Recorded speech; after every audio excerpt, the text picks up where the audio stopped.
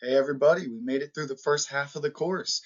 Now, time to start the second section of the course. And in this part, we're going to primarily focus on political parties, campaigns, elections, and just general institutions, and some other hot topics regarding representation in later weeks. Today, we're focusing on political parties in the first half of this lecture, and because we have a shorter semester, we're also going to be covering elections and campaigns in the second half of this lecture. So it's going to be a long one and a lot to remember. We're going to have two what did we learn slides, two sets of what did we learn slides. So make sure you look for both of those in the middle and end of today's lecture. All right, let's begin. So learning objectives, you see them here as we lay them out every single lecture. You're going to be able to answer these questions by the end. I'll skip these for now to save us some time and review them at the end. So when it comes to political party leadership, we have to understand what it means when we say we have a united or a divided government. And this distinction is important because, well, it is not what you would assume at first. Especially at a time with significant political polarization, we do understand that this has nothing to do with our representatives' ability to work together, and instead it represents what political parties are in the majority leadership positions within our primarily elected bodies. So think of the executive branch and the legislative branch, and the three bodies within them, the presidency, the Senate, and the House of Representatives. If all three of those positions, the president is of a member of a single party, let's say the president is a Republican, the majority, remember there are 100 seats in the Senate, 51 of them are Republican, that would be Republican-led Senate, and 435 members of the House, if the majority of those are of Republican representatives, then we have a united government because all three of these bodies are led by Republican Party members and a majority of Republican Party members. Now, if we had a Democratic president and a Republican-led Senate and a Republican-led House of Representatives, we would then have a divided government, not because of their inability to work together, but instead because of the distribution of party leadership within our primarily elected bodies. So we currently have a united government. Our current president is Donald Trump, and Republicans have majority control over the House of Representatives and the Senate. This is often a great recipe to have very little to no gridlock, as most legislative actions can be done with a simple majority. So when we look back, the majority of our nation's history has had divided governments. United governments are rare, but they do happen every now and then during significant political party wins, as we saw in 2024 with the Republican Party. We remember that before that election, we had a Democratic-led president, and we had Democrats with control of the Senate as well, but they did not have a majority of the seats in the House of Representatives, which, as we know, based on this slide, resulted in a divided government. Important distinction to make, understanding what united and divided governments are and what we infer when we make those claims.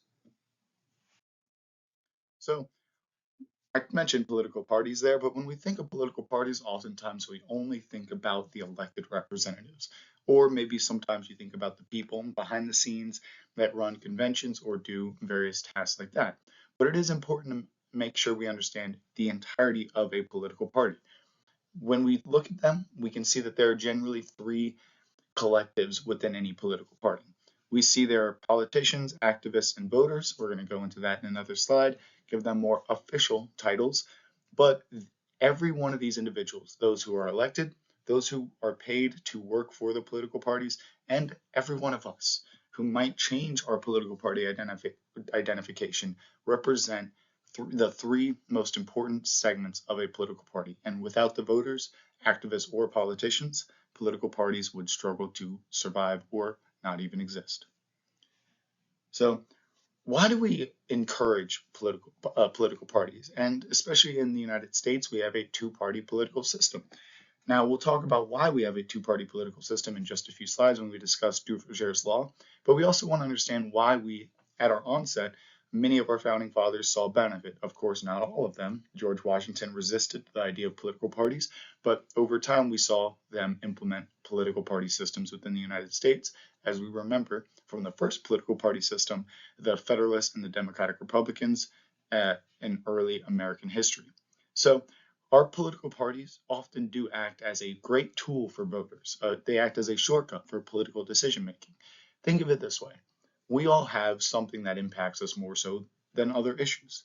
Say a current important issue in many individuals' eyes is the issue of immigration. Maybe you were impacted by this topic individually in your daily lives, and you also have been asked what's your position on how to address housing. Well, you might use your views on immigration as a shortcut to determine what like-minded representatives have also tried to do regarding housing issues. So it acts as a shortcut for political decision making if you are interested in one policy issue but you do not engage too much with politics.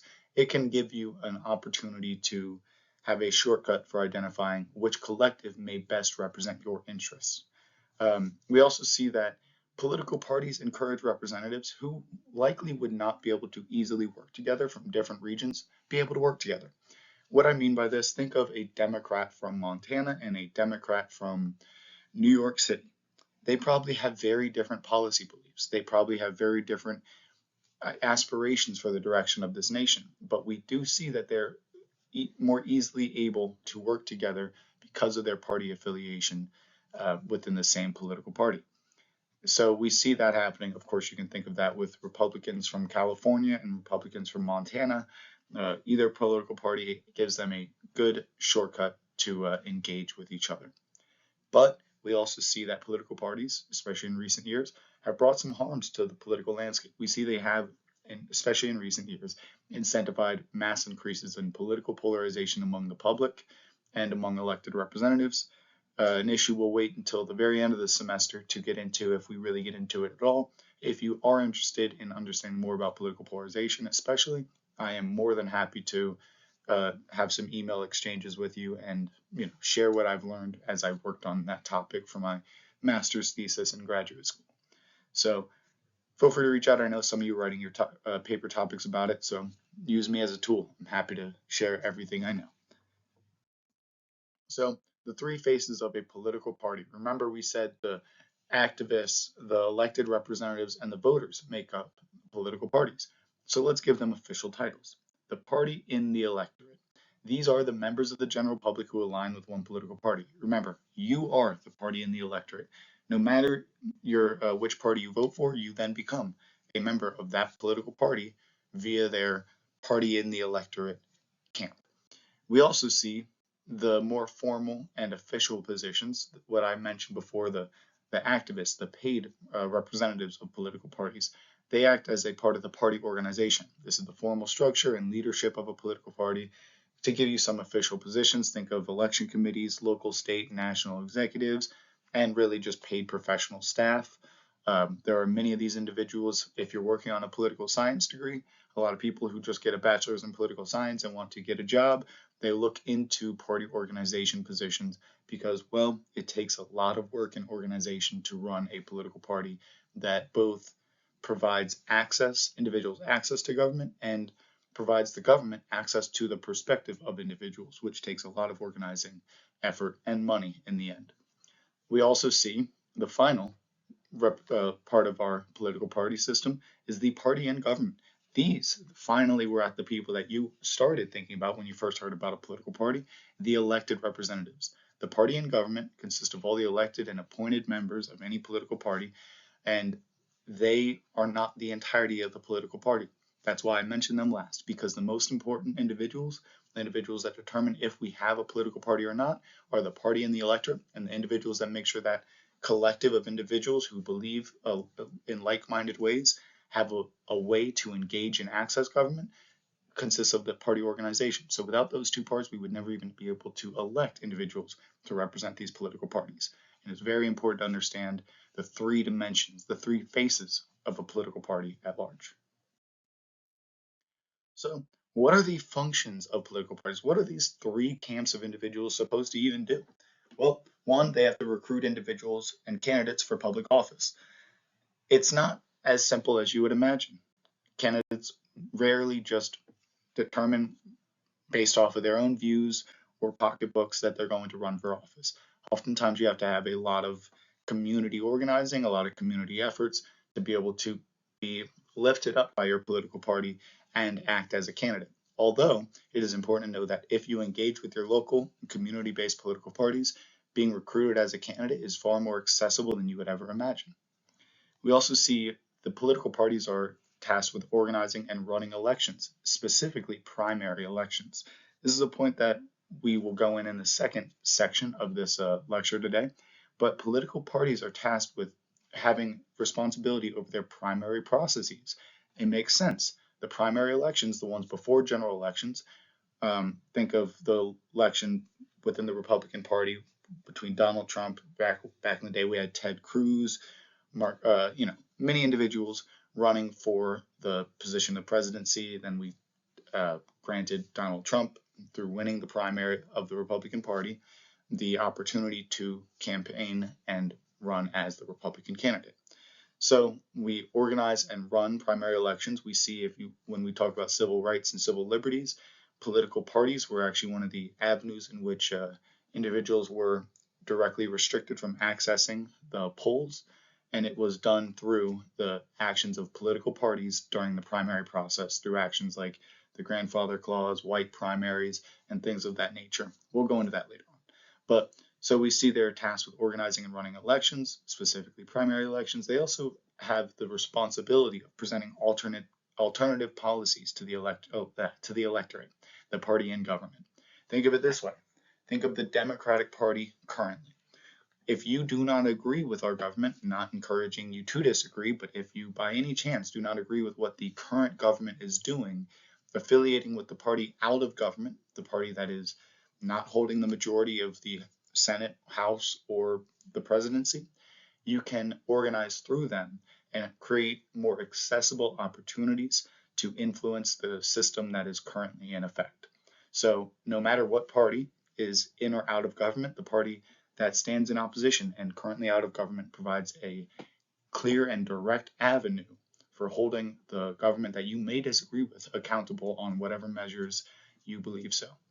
We also see they provide more accountability in government by allowing us to accept responsibility for operations of the government by holding the parties accountable, not just the individuals.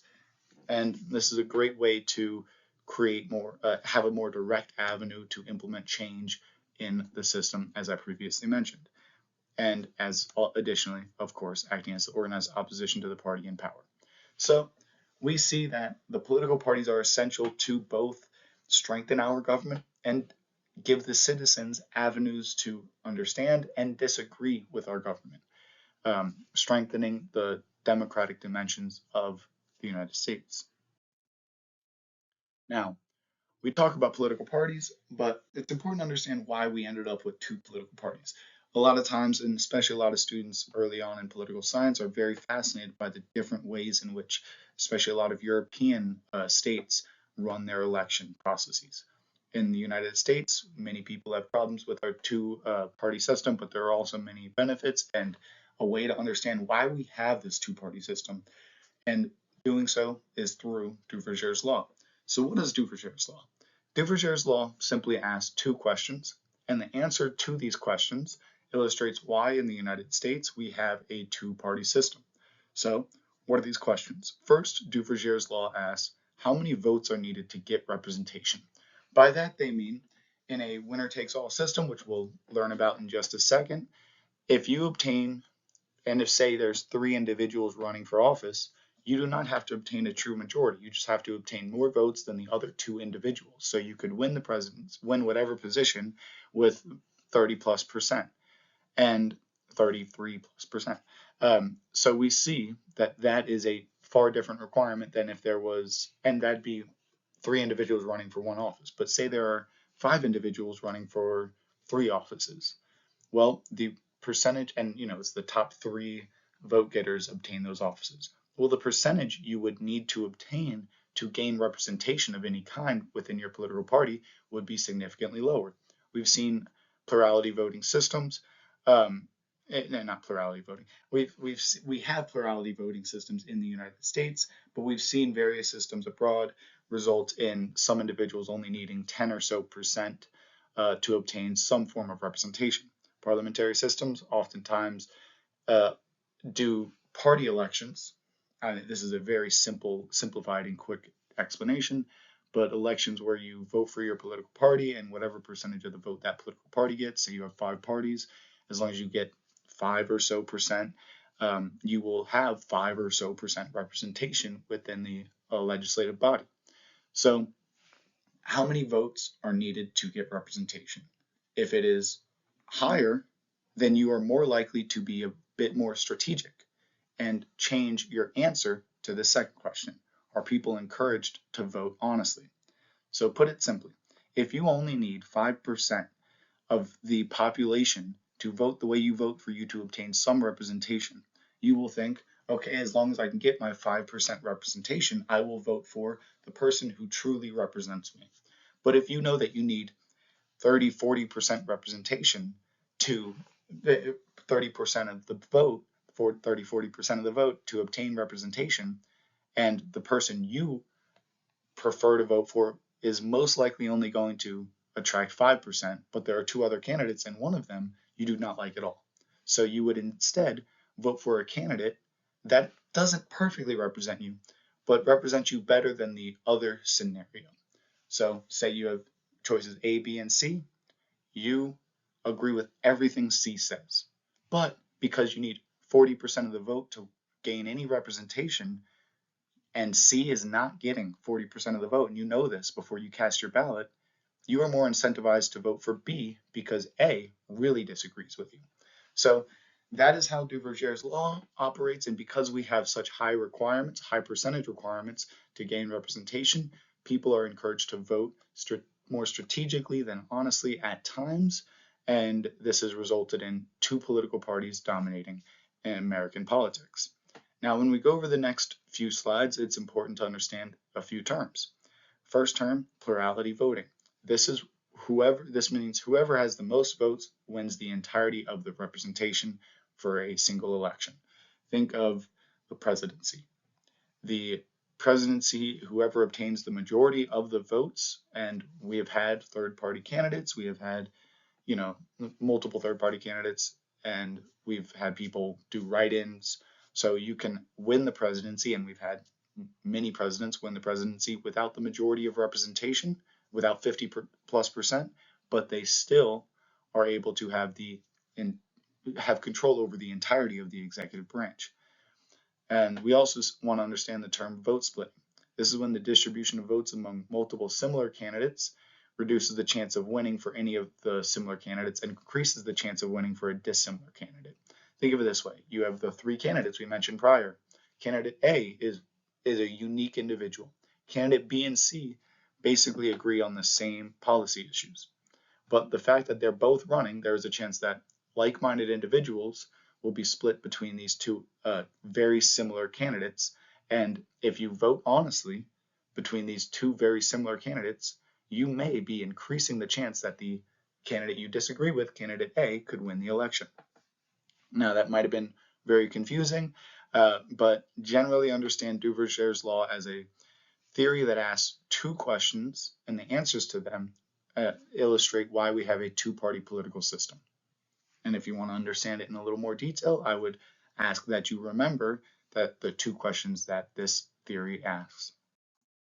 So a little bit more of the breakdown of Duverger's law, so it can be a little bit more simplified. You need single-member districts. So single-member district characteristics, this is when we elect one individual to represent an entire district. The second and third place finishers get no representation. So in that reality, you would be incentivized to vote a bit strategically. Psychological effects in these districts, people do not want to vote for a known loser, so they choose the second or third choice as to block their worst case scenario. I try to put my rambling in as direct sentences as possible. Strategic voting. the act of voting for your second or third preference to avoid an even worse case scenario, as I mentioned prior. And then we see example, voting Republican instead of Libertarian to avoid Democrats gaining seats in the legislature, strategic voting. Voting in aims to prevent a candidate than to,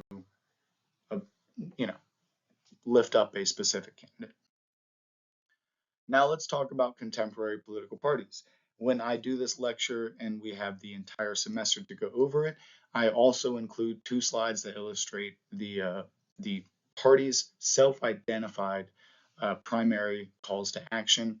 And I do this by using the links that I provided on Eagle Online, which is their specific party platform. So Democratic Party platform, they're self-published, and the Republican Party platform, self-published policy positions and general guidelines of affiliation within their party.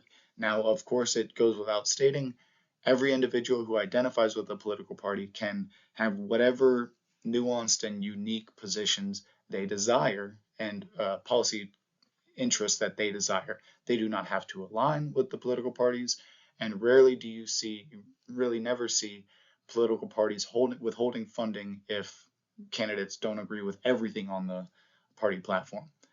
Now, if you agree with nothing on the party platform, you probably would not obtain funding from the political party, but you do not have to align with everything within those documents. And if you identify as a Democrat or Republican, you can disagree with what I have on this slide, but this is a generalized summary of the average representatives of these political parties. So Democrats, on a theoretical level, they have a heavy emphasis on national social programs. You think of some Democratic policy positions, Social Security, unemployment, welfare, Medicaid, and more.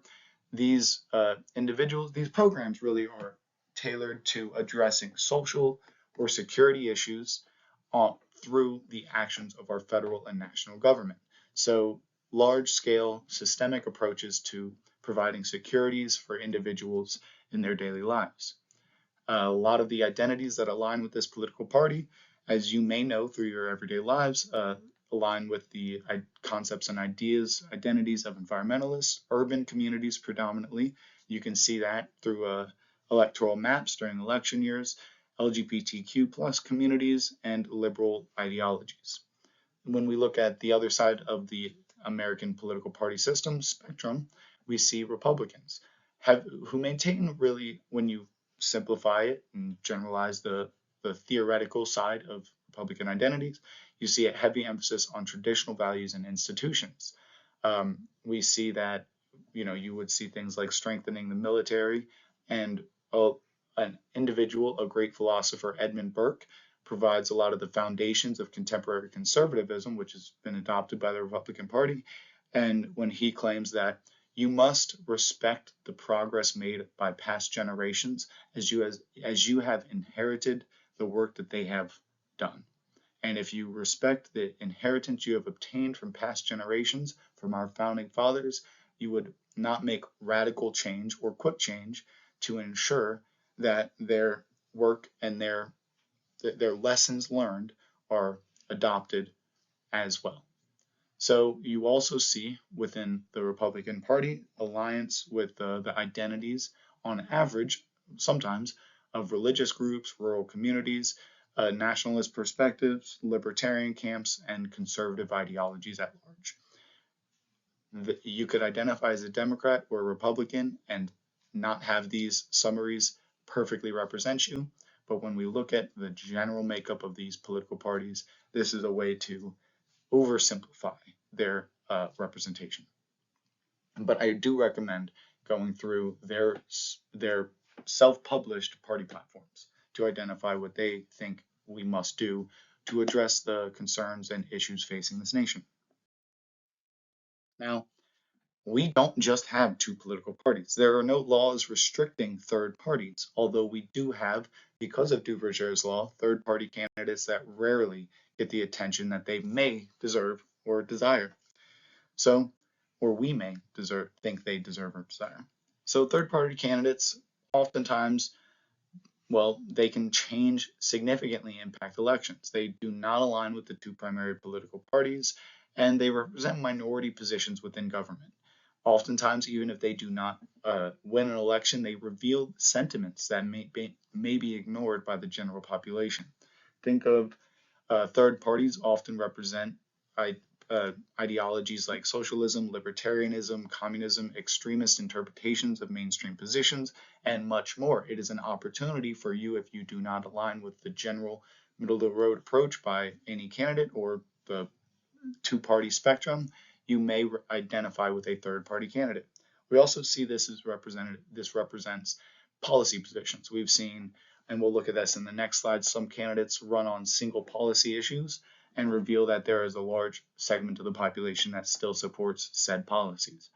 Now, we have mentioned this word in this class already, and I always like to provide the definition of pluralism multiple times, and every time I do so with slightly different language, with a reminder of how we did that first lecture, that there are multiple ways to define these terms that are respected by international institutions, but it is important to understand a plethora of these definitions and be able to identify, when spoken with different language, the commonality between all of these definitions.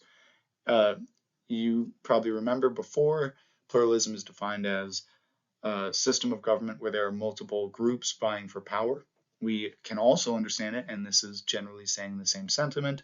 Pluralism is a condition or system in which two or more states, groups, principles, sources of authority, etc. coexist, and our interests are met by our affiliation with these groups, principles, and sources of authority. So pluralism, you can define it in your own language, but we do have to make sure we understand the general sentiment of groups, multiple of them within a single system.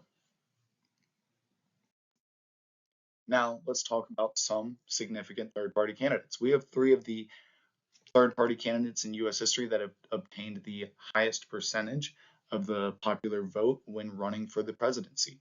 We can look back in 1912, Theodore Roosevelt, running for the Progressive Party, obtained 27.4% of the popular vote, did eventually become president, but not in this election, because of course we see the winner of the 1912 election was Woodrow Wilson, catapulted by this 27.4% of the popular vote that did go to Theodore Roosevelt. We also see in 1968, George Wallace. This is a candidate who reveals the impact of a single policy position candidacy. He ran for the Independent Party and ran on a platform that advocated for the segregation of institutions within the U.S.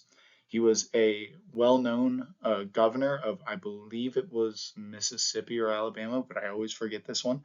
I'm from Virginia, not that deep south. But he was well known because of the period of desegregation. There is a very famous photo of him standing in front of a school, refusing to allow African American student entry until the National Guard was sent and required that he allowed the student into the school to obtain their education.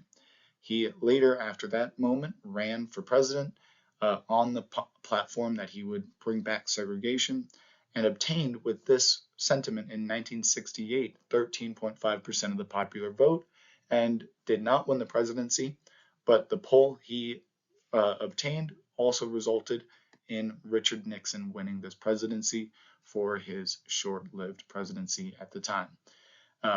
And we also see, as of course we know, Richard Nixon was the only president not to be impeached or make it through either of the 2 stages, but because of the threat of impeachment, he resigned himself. Just a little flashback to the executive branch lectures and the history of the impeachment procedures.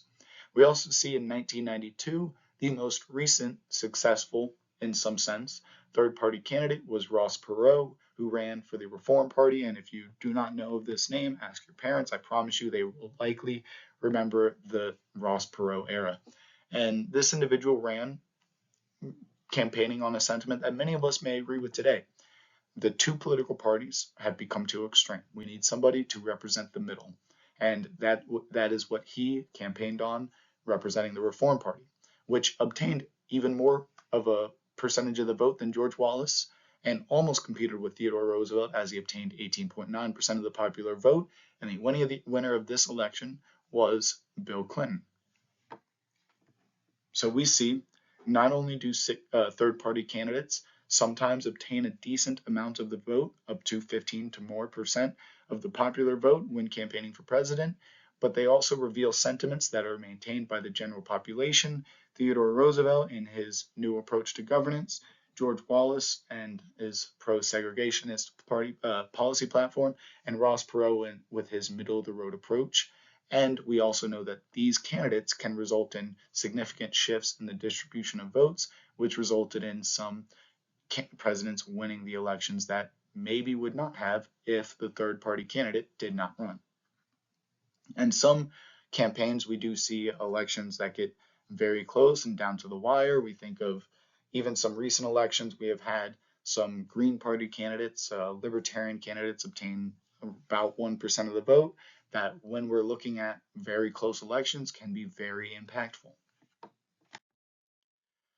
Now let's talk about how the political party landscape changes at large. Well, for one, we have to understand that there are the three terms that we have to remember. We talked about party realignment and de-alignment before, but we also have to know that just unique candidates or third-party candidates can reveal significant shifts in the general sentiments of political parties.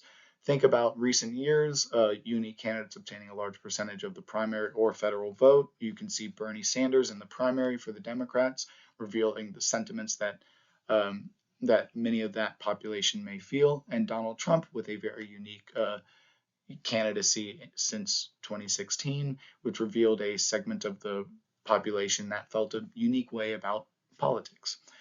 So this revealed a segment of the population that felt underrepresented and obtained that representation through affiliation with these unique candidates.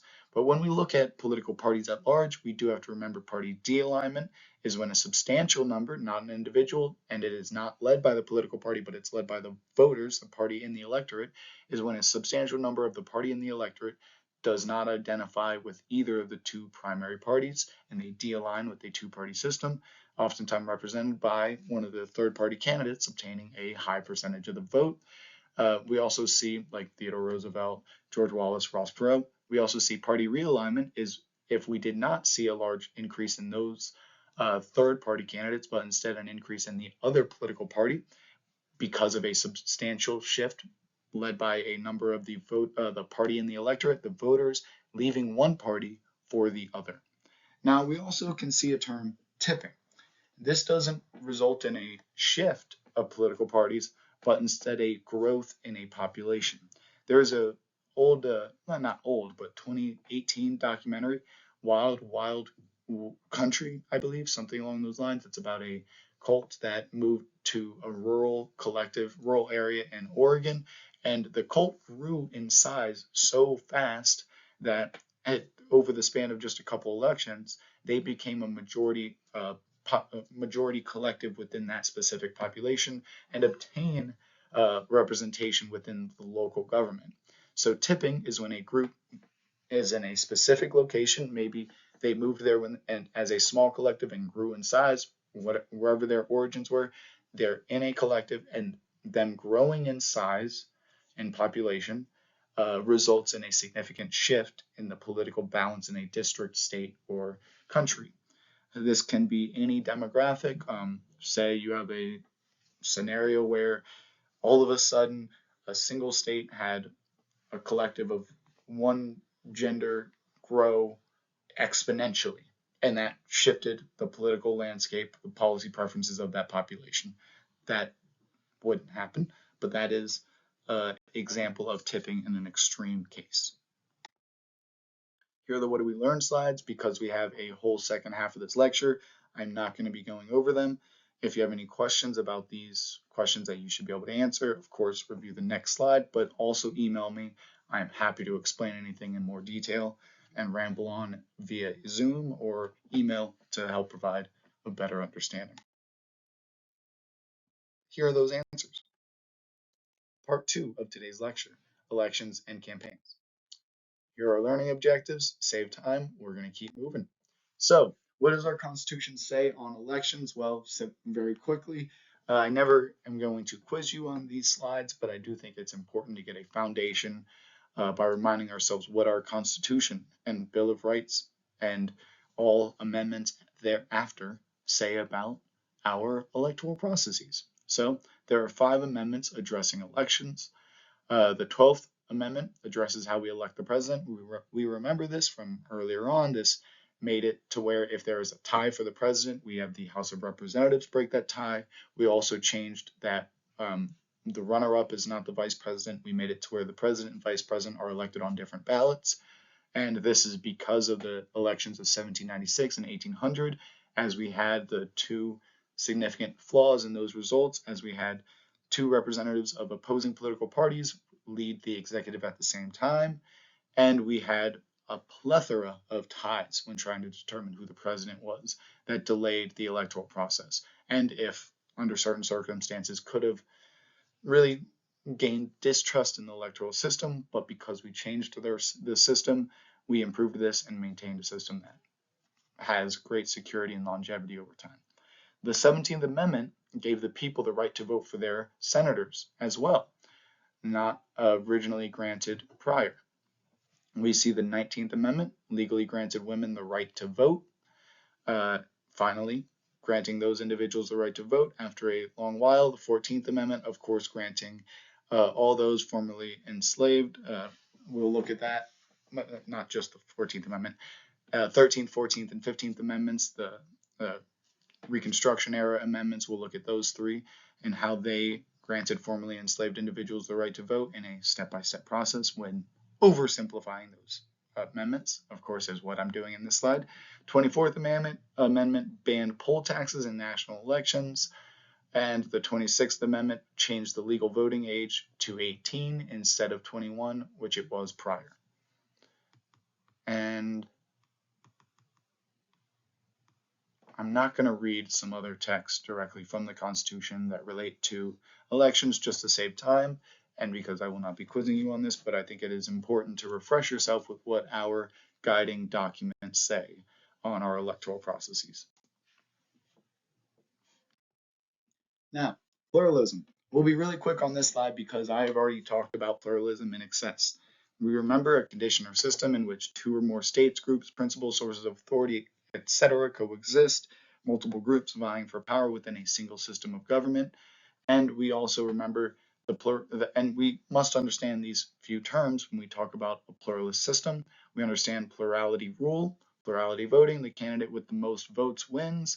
39 states have this system, and we'll talk about that more in just a few slides when we talk about the winner takes all and first past the post. And majority rule. If nobody gets over 50% of the vote, then there is a runoff election.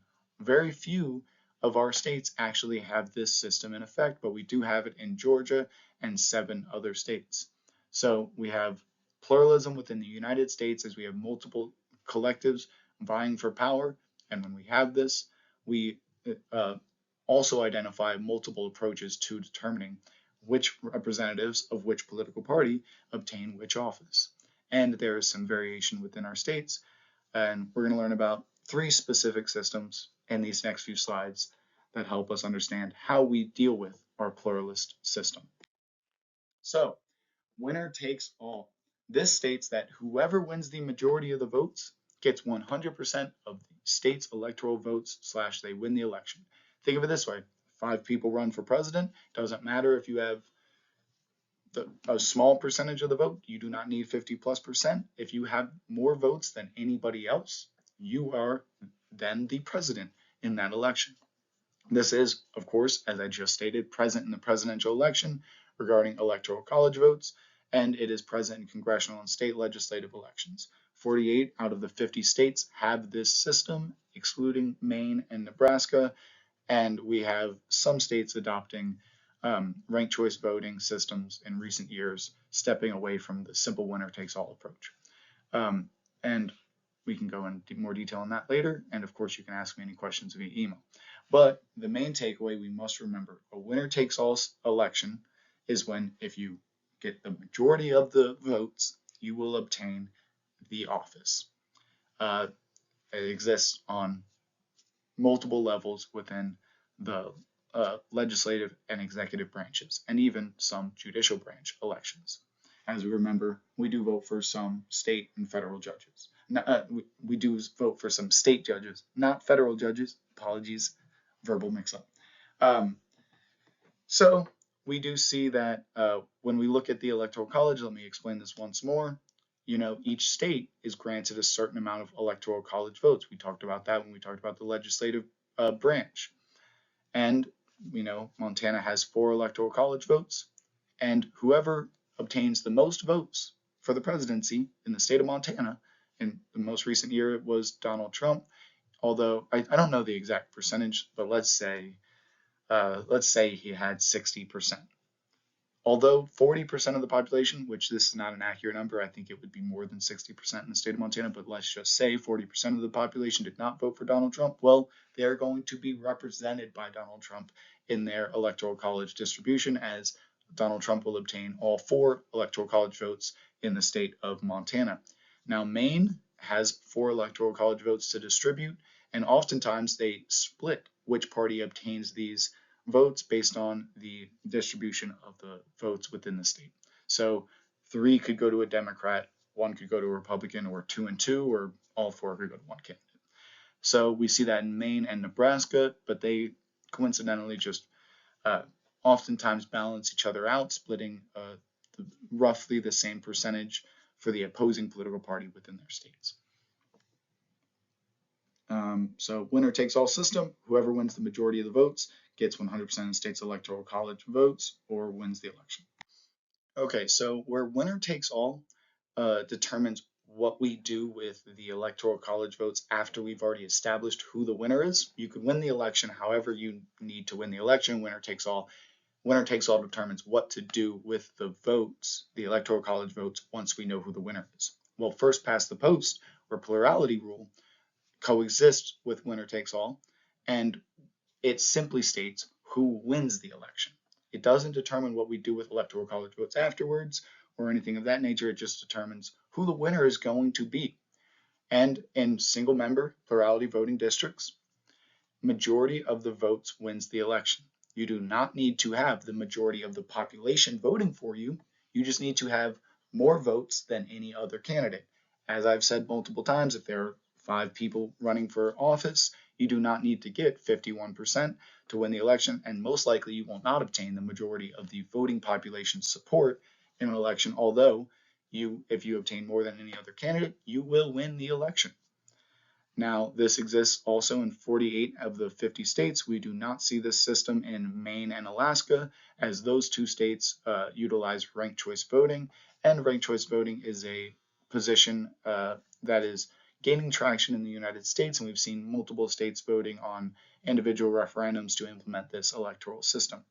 So, while winner takes all determines what to do with electoral college votes after an individual has won a state, for example, first past the post determines who is going to win the state. And you do not need to obtain more than 50% of the vote to win a state. You just have to obtain more votes than other candidates. Now, what is a ranked choice voting system, as I previously mentioned?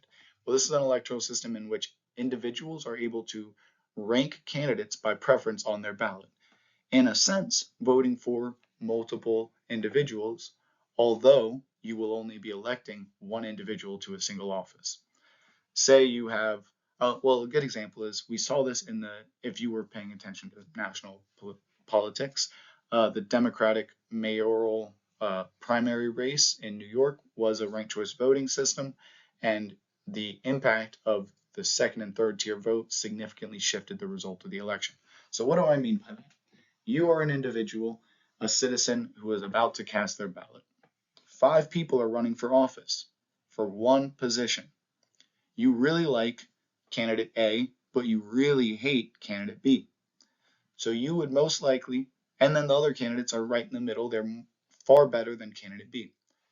Your vote would look like candidate A. Your favorite candidate would be at the top. Then you would throw maybe C as your second choice, D as your third choice, and then way at the bottom, your 5th choice would be candidate B, the one you like the least.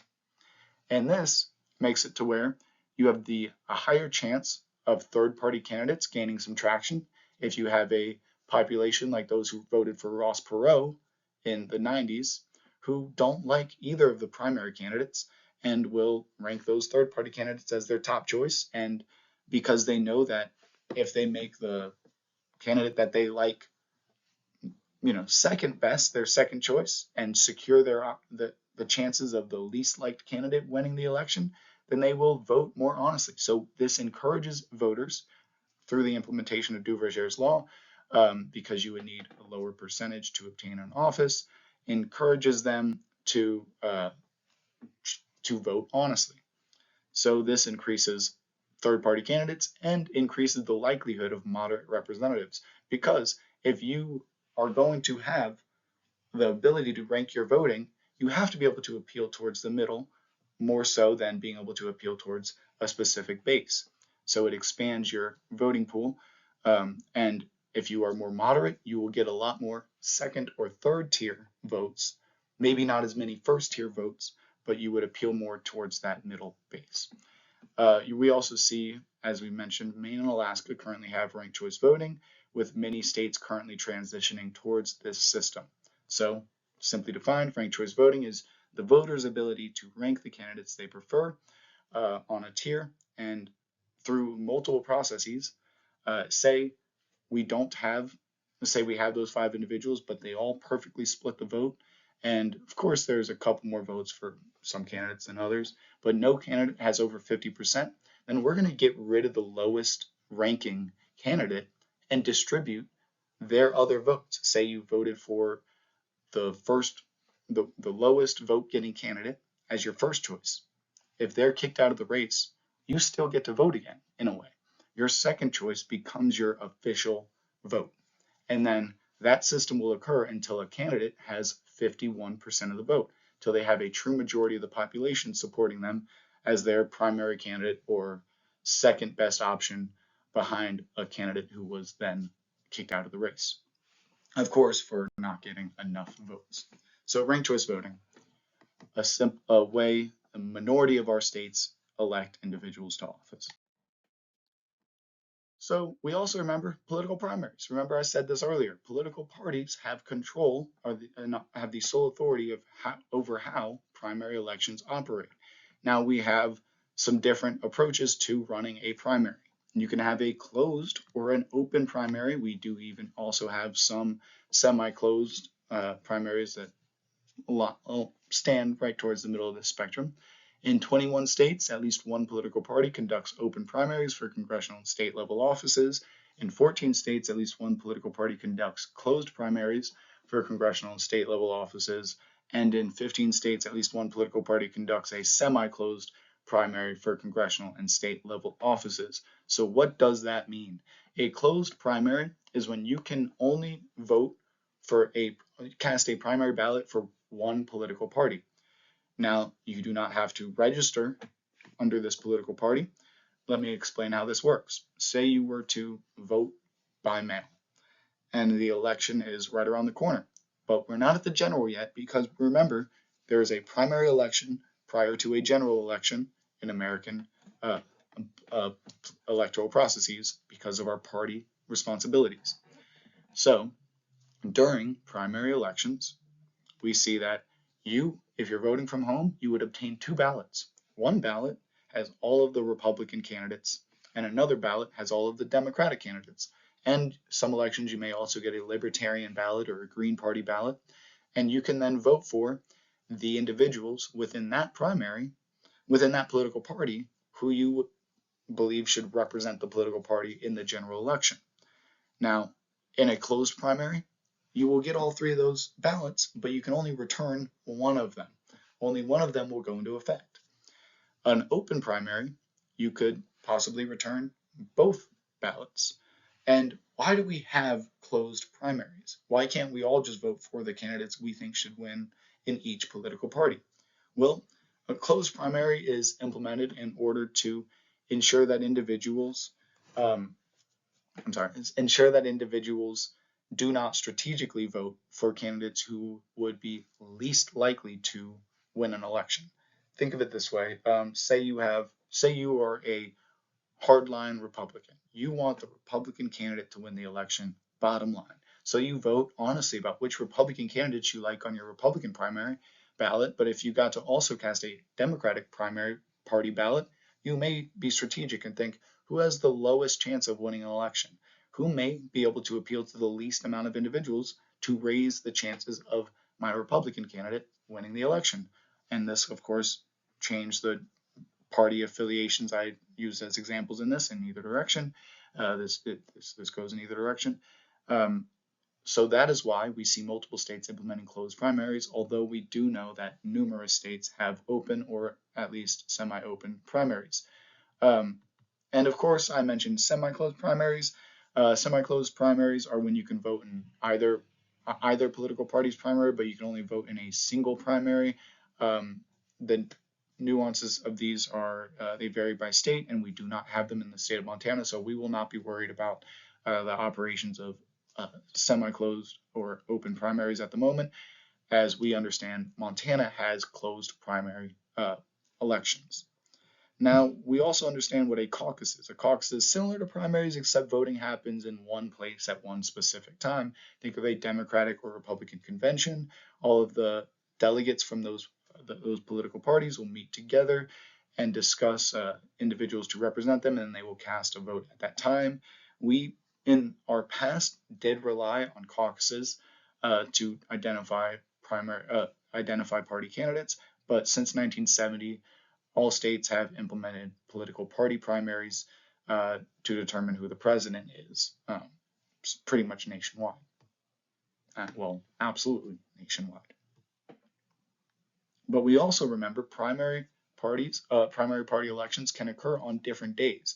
So when we do have presidential elections, you will see primaries scattered over a couple month period. And this is because, well, each state has a different reason. Some states want to have more influence on who the party presidential candidates will be, so they move their dates earlier. Some states want to not be too influenced by national party politics and want a more honest ballot when it comes to the regional candidates, so they have their primary elections sometimes after the true presidential primary candidates have been determined. Now let's talk about political campaigns and some of the collectives and bodies that operate during political campaigns. So one of the terms that you've probably heard many times over, Political Action Committee, or a PAC. Well, a Political Action Committee is a committee representing interest groups, labor unions, or corporations. They raise and distribute campaign funds, and they can donate directly to candidates. They can that represent the interest they need. They can use the money, funds obtained through just interest groups and lobbying. They can use those funds to communicate with representatives who may be willing to hear the positions of their representatives of their individuals' interests. They often represent corporations, but they do also represent the interests of various individual collectives and groups, and they can be very localized. Think of a political action committee that some of us might not know about, Mothers Against Drunk Driving. That is, of course, a political action committee that does not represent deep corporate interests, but instead the interests of mothers who are against how many young children we've lost in this country to the action of drunk driving. So we see political action committees are a way to strengthen the power that individual voters and unions and corporations have when it comes to influencing politics. But when we donate to a political action committee, and when a political action committee spends their funds, they have significant regulations. They can only obtain a certain amount of dollars from a certain individual. They can only spend a certain amount of dollars for certain ads or certain candidates. So there are significant regulations on their spending habits. But now we have, and since 2010, it was early 2010, late 2009, in which the Supreme Court was hearing a ruling titled Citizens United. And in this ruling, they allowed for the implementation of what is now known as a super PAC.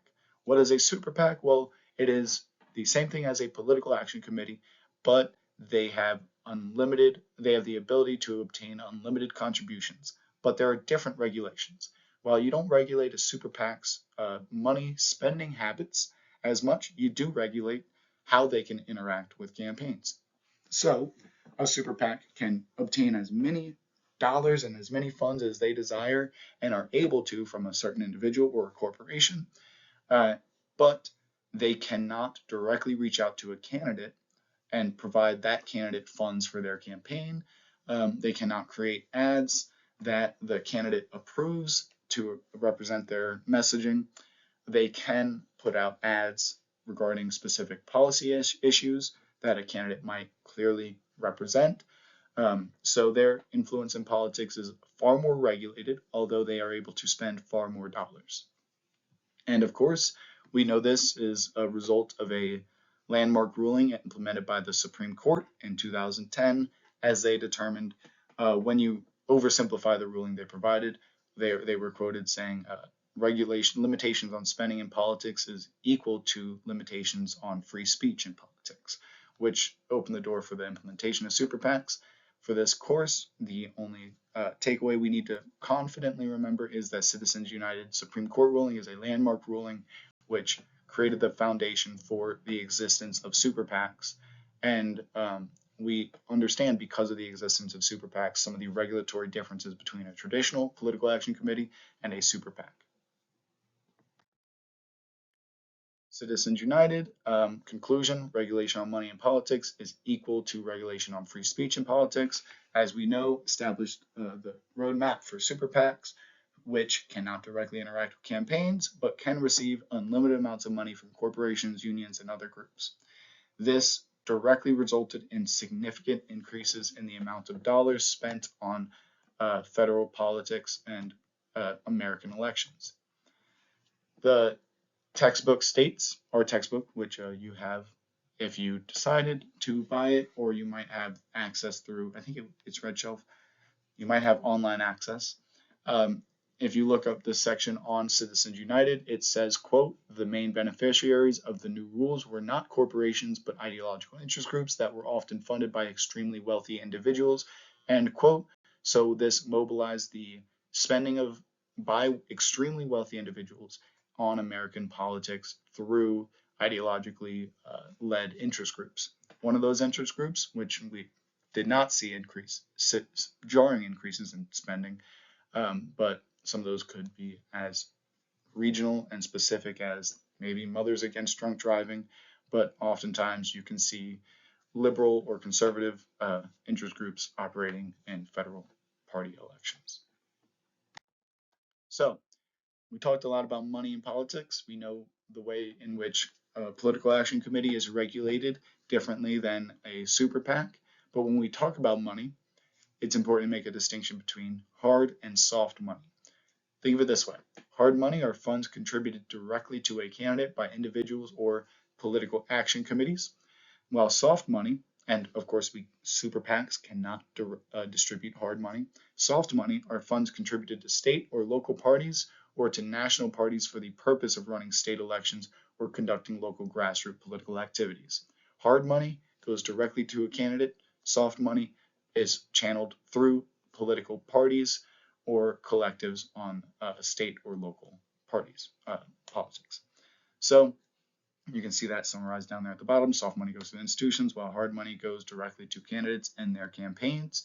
It's important to make this distinction because this question may be on a quiz.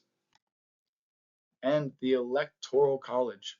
It's important to remember this originates from a compromise made by our founding fathers. Some wanted the president appointed by the Senate, while some wanted the president to be determined through a popular vote of qualified citizens. As our Constitution states, it is worth noting qualified citizens is a definition that we have shifted over time, as we have granted women, formerly enslaved individuals, and younger individuals the right to vote since those words were written. The Constitution addresses the electors in the 12th Amendment, but beyond that, there is not too much of a reference to the Electoral College specifically, although we do reference electors. The Constitutional Amendment is required to abolish or change the Electoral College, which is important to remember, as this is a conversation we have had in recent years, as some of our Electoral College votes, remember, the president needs 270 votes to win the presidency through the Electoral College. Some of our Electoral College winners were also not the winners of the general population's vote, which resulted in some segments of the population having dissatisfaction with the Electoral College. I have provided 2 readings this week, one in support of the maintenance of the Electoral College and one arguing that we would benefit from dismantling the Electoral College in the United States. It is important to go through those readings and engage with both sides of this political debate and identify what position you may have and how to represent it professionally and responsibly. The Electoral College is a system we have had reveal different results than the popular vote more frequently in recent years than in any point in our U.S. history since roughly 2000, since 2000 actually. Multiple candidates have obtained the office without the popular vote, so an aspect of the argument worth looking into, although it does provide, as a lot of our government is structured to do so, it provides checks on the voices and sentiments of the general population, which we may benefit from time to time. What did we learn? Here are the questions that you got to answer from this second half of today's lecture. If you're having a difficulty answering any of these questions based on today's lecture, email me. I will ramble on in a more individually tailored way so you can understand the content as to the best of your abilities. Here are those answers. And a little reminder on what's due this week. We are having another slower week. You get to breathe. You don't have to complete a quiz or an assignment. But of course, you do have to contribute to your weekly discussions, listen to the lecture, which you just did. Good job. Check out your readings and really make sure we're getting ready for the second half of this course. And the second half of this course has 2 very big and very important assignments, a 4 to 5 page essay and a cumulative exam. So please make sure you're preparing for those. I strongly suggest you start looking at the essay requirements and reaching out to me about what may be confusing, what you maybe have not done in the past. You have the opportunity to ask me any and every question. So if you've never done one of these assignments, know that I'm not here to test you, but instead help you gain this new skill. So I will be grading this on the same scale for everybody. It is important to meet every single requirement. Use citations properly, format your paper properly. Hanging paragraphs are important. Be empirical and not normative. Do not use the word I. With all due respect, I don't care what you think. Nobody in political science, I had professors say that to me. Don't think I'm beating up your opinion. I care about what is occurring in the world. So we are tasked with making the least scientific part of our lives and the world we live in scientific. So don't tell me what you believe or what you think. Tell me what is, and use every opportunity to provide an in-text citation and make sure it is empirical. And maybe you can write something that could change the world. I will talk about that in one of our later lectures about how one of our constitutional amendments actually originated from a college student writing a paper a lot like the one you were tasked with writing at the end of this semester. So maybe this can be your opportunity to do something as impactful as encourage the implementation of a new constitutional amendment, and this paper is the spark of that opportunity. So use me as a tool to write a good paper. Don't be concerned with any questions. I've had some people ask about how to do citations, how to write an introduction, how to be empirical. What does that mean? Those are great questions, and they make my day when I get to answer those to you and really help share my knowledge. Because when I was at your level, which I started at a community college as well, I couldn't write to save my life, and now I feel like I've gotten at least a little better and have learned the importance of science and the social sciences. So thank you guys. It was good talking to you guys about one of the more complex lectures in this course, and I hope we're doing good and we're ready for the second half. Reach out with any thoughts and comments or questions or concerns.